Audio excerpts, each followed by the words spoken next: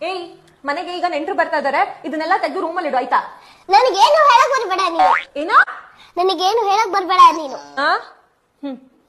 9 ತಿಂಗಳು ಕಷ್ಟಪಟ್ಟು ಹೊತ್ತಿದ್ದಕ್ಕೂ ಸಾರ್ಥಕ ಆಯ್ತು.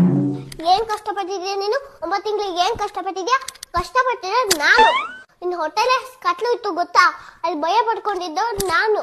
ನೀನ್ ಮಾತ್ರ ಆರಾಮಾಗಿ ಮನೆಯಲ್ಲಿ ಚೆನ್ನಾಗಿ ಲೈಟ್ ಹಾಕೊಂಡಿದ್ದೆ. ಅವ್ರ ಮನೆಗೆ ಊಟ ಕರೆದ್ರು, ಇವ್ರ ಮನೆಗೆ ಊಟ ಕರೆದ್ರು ಅಂತ ಚೆನ್ನಾಗಿ ತಿಂತಾ ಇದ್ದೆ. ನನಗ್ ಮಾತ್ರ ಇಲ್ಲಿ ಏನು ಇಲ್ಲ. ಶಾಪಿಂಗ್ ಮಾಡ್ಕೊಂಡು ಎಲ್ಲ ಬಟ್ಟೆ ಹಾಕೊಂಡು ಚೆನ್ನಾಗಿ ಎಂಜಾಯ್ ಮಾಡ್ತಾ ಇದ್ದೆ. ನನ್ನನ್ ಮಾತ್ರ ಇಲ್ಲಿ ಬರೀ ಬಯಲ್ ಬಿಟ್ಟಿದ್ದೆ. ನೀನ್ ಮಾತ್ರ ಮನ್ಸನ್ ಮೇಲೆ ಕೈ ಹಾಸ್ಕೊಂಡು ಕಾಲ್ ಹಾಸ್ಕೊಂಡು ಆರಾಮಾಗಿ ಮಹಾರಾಣಿ ತರ ಮಲ್ಕೊಂಡಿದ್ದೆ. ನನಗಿಲ್ಲಿ ಕೈ ಆಡ್ಸಕ್ಕೂ ಜಾಗ ಇರ್ಲಿಲ್ಲ, ಕಾಲ ಆಡ್ಸಕ್ಕೂ ಜಾಗ ಇರ್ಲಿಲ್ಲ, ಬಂದ್ ನಯ ವಯಸ್ಸೇ ಜಾಗ ಇರ್ಲಿಲ್ಲ. 9 ತಿಂಗಳು ಕಷ್ಟಪಟ್ಟಿದೆ ನಾನು. ಇನ್ನೊಂದ್ಸತಿ ಏನಾದ್ರು 9 ತಿಂಗಳು ಕಷ್ಟಪಟ್ಟಿದ್ದು ಅಂದ್ರೆ ನಾನು ಏನ್ ಮಾಡ್ತೀನೋ ನನಗೇ ಗೊತ್ತಿಲ್ಲ.